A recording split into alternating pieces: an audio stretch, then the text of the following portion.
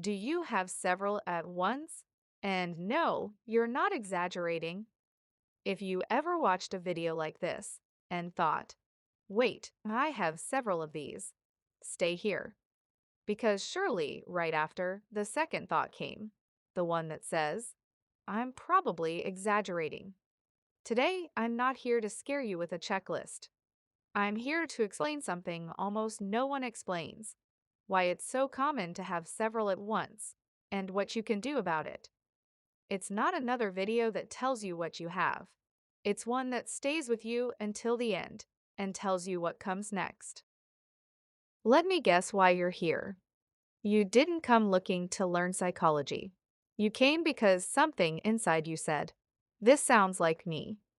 And if you recognized yourself in more than one, in anxiety and also in sadness, and also in that mind that won't stop, you might be feeling a little scared right now. I want you to know three things before we continue. First, having traits of several doesn't make you a lost cause. SECOND. You are not exaggerating. We'll see why in a moment. And third, by the end of this video, you'll have something concrete to do, not just a name for what you feel. That is the deal. You stay, and I won't leave you with the fear and no way out. And if there's one thing I want you to remember from all of this, it's this. You don't have to deal with a solution today. Just understand a little more. That's already a win. And one important clarification. Nothing I say here is a diagnosis. A video doesn't diagnose anyone. What it can do is to help you and decide to take the step towards someone who can actually accompany you.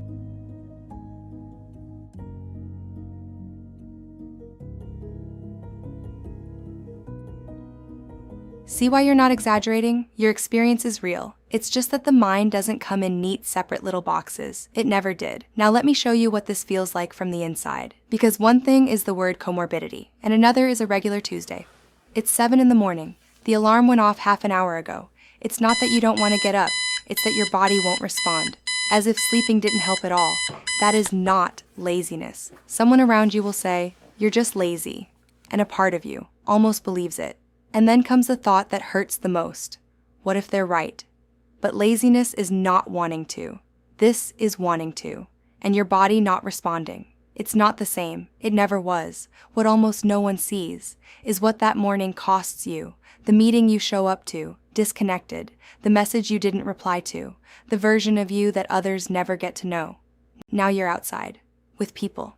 Maybe smiling. And inside, there's another conversation going on. You're building scenarios that haven't happened yet. What if I say something wrong? What if they laugh? What if everything goes wrong? That voice is not weakness. It's an alarm that stayed on, a system that learned to protect you, and now doesn't know how to turn off. And here's the first thing you can actually do. Today, someone who's been through this said it better than any manual ever could. Before you speak, when the fear comes, breathe slowly, release slowly, 3 times. Put your hand on your chest. Feel that it's there. That is real. The scenarios your mind draws, they are not. And before you say anything, pause. It sounds too simple, but it works, because you give that alarm a second to come down. So, why do so many people identify with several conditions at once? The short answer has a technical name, comorbidity, but let's leave it at that, just the word. Here's what matters. Imagine your mind is a house. Anxiety doesn't live in a sealed room. Sadness doesn't either. They share hallways, they share pipes. When one part of the house has a leak, the water doesn't stay still. It moves. It touches other walls. That's why anxiety and depression appear together so often. That's why someone with ADHD often carries anxiety too. It's not that you have everything. It's that these things touch each other. They're connected. And there's something else, something important. Many symptoms overlap between one condition and another. Not sleeping, a racing mind, fatigue that won't go away. They appear across different profiles. So when you read the checklist, and you feel like you're ticking boxes in all of them, partly it's because those boxes are shared.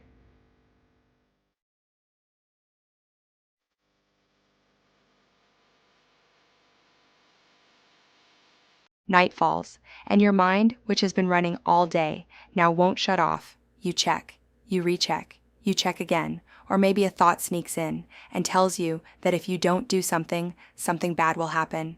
Listen to me carefully on this. An intrusive thought is not an order. It doesn't define who you are. It's noise, scary noise, but noise. And maybe the hardest part of all of this isn't any symptom. It's the loneliness. It's that you try to tell someone, and they pull away, or they respond badly, or they change the subject. Someone described it with a phrase I'll never forget. It's like being imprisoned in freedom. If you feel that way, I want you to know something. You are not alone in this. Right now, as you're listening to this, there are so many people feeling exactly the same way, and some of them are in this very comment section. All right, we've understood why they come together. We've seen what it feels like from the inside. Now for the part almost no video gives you. The one you asked for, what to do. I don't have a magic cure. No honest person does. But I do have real steps. And there are more than you think. Name just one thing, not everything. One.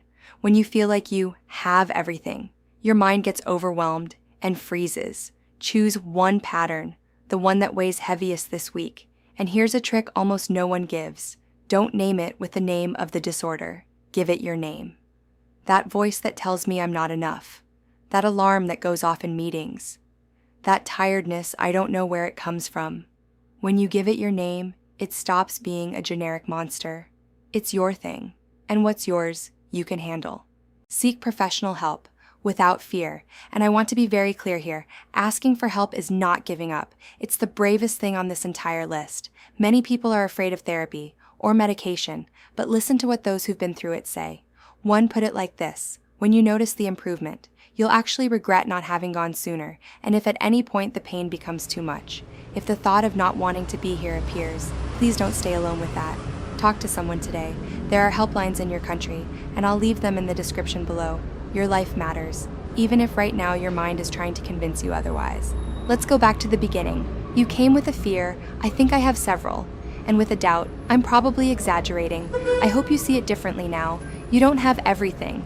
You have a mind that, like millions of others, blends things that touch each other, and no, you are not exaggerating. Your experience was always real. You are not broken. You are not lazy. You are not a drama. You are someone who has been carrying so much, often in silence, and today you took a step, just by staying until the end, and by understanding instead of hiding. If there's one thing you take away from this video, let it be this. You are not struggling because you don't try hard enough. You are tired because you've been trying too hard for too long without anyone seeing it. If any of this moved you, leave it in the comments, not for the algorithm, because someone else will read it and will feel less alone. That really happens here. Of everything you've heard, what part resonated with you the most? You don't need to explain why, just leave it there. Someone will read it and feel less alone. Take care of yourself. Really, take care of yourself. See you in the next one. If you want the next one to be about what to do with one of these specifically, or about the ones I didn't cover, like OCD in its lesser-known forms, let me know below. This channel is built by all of us. Subscribe only if this served you. That's the only good reason to do it.